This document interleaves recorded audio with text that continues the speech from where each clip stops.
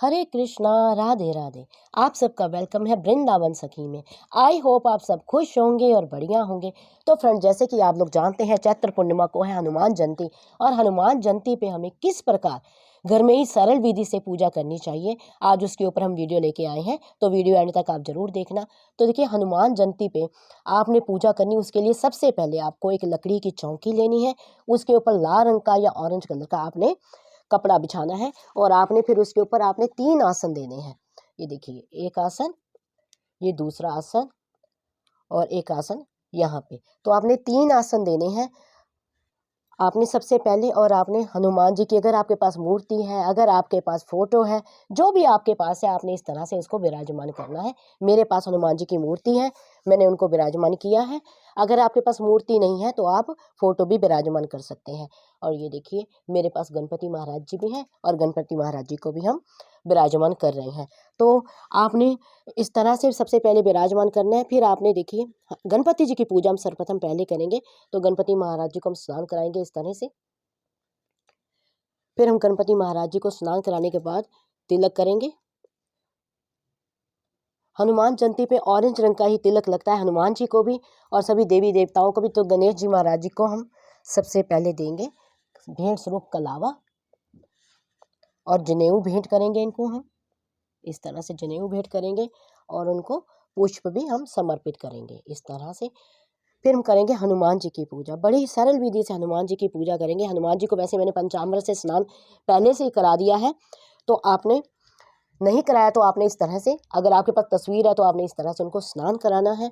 फिर इनको भी देखिए, ऑरेंज रंग का ही हम हनुमान जी को ऑरेंज रंग का ही तिलक, यानी ऑरेंज रंग का जो सिंदूर होता है उसी से ही तिलक लगता है। तो फिर हनुमान जी को भी हम भेंट स्वरूप कलावा देंगे इस प्रकार से, और हम उनको जनेऊ अर्पण करेंगे इस तरह से। तो आपने जनेऊ भी अर्पण करना है। और अगर आपके पास राम भगवान की मूर्ति हो तो सबसे बढ़िया, ना हो तो आपके पास इस प्रकार से रामायण होगी, रामायण को भी आप साथ में ही उसकी पूजा कीजिए इस तरह से। तो रामायण को भी हम इसी तरह से तिलक करेंगे राम भगवान को। ये चारों भाई हैं, चारों भाइयों को हम तिलक करेंगे, साथ में हनुमान जी।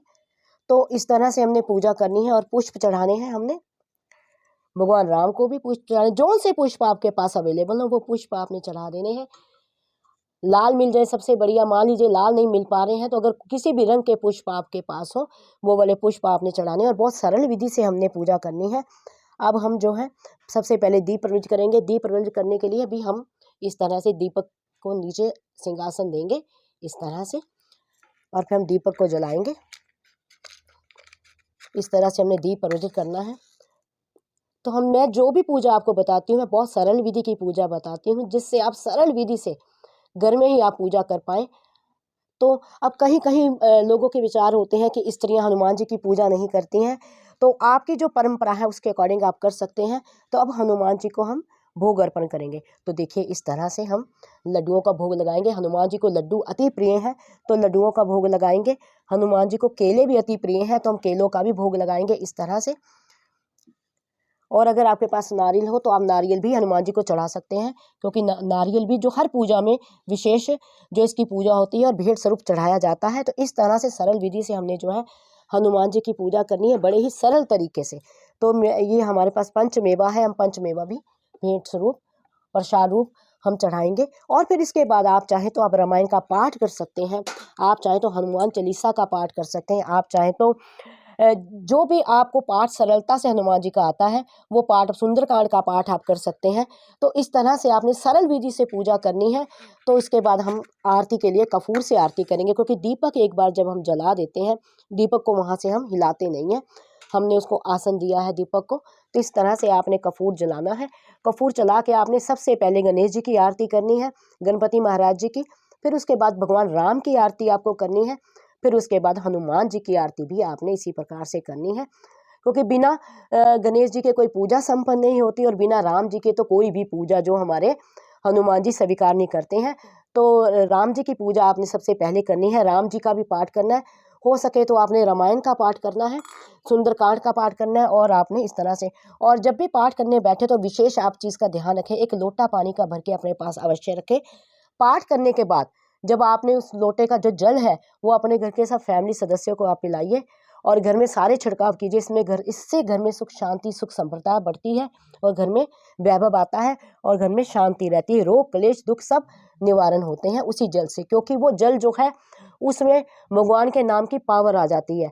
उसको एक पड़ा हुआ जल आप कह सकते हैं। तो भगवान के नाम का जल जब आप पूरे फैमिली को देते हैं, पूरे घर में छिड़काते हैं, तो घर में हर तरह का जो कलह कलेश का नाश होता है, सुख संपदा आती है और घर में खुशियां आपके घर में विराजमान हो। तो इस तरह से सरल विधि से आपने हनुमान जी की पूजा करनी है। और फिर भी अगर आपके मन में कोई संशय हो, कोई प्रश्न हो, कोई क्वेश्चन हो, तो मुझे आप कमेंट बॉक्स में लिखिए, मैं आपका प्रश्नों का आपको उत्तर दूंगी। और अगर आपको ये वीडियो अच्छा लगा हो, इस वीडियो को लाइक करना, शेयर करना, सब्सक्राइब करना ना भूलें। हरे कृष्णा, राधे राधे।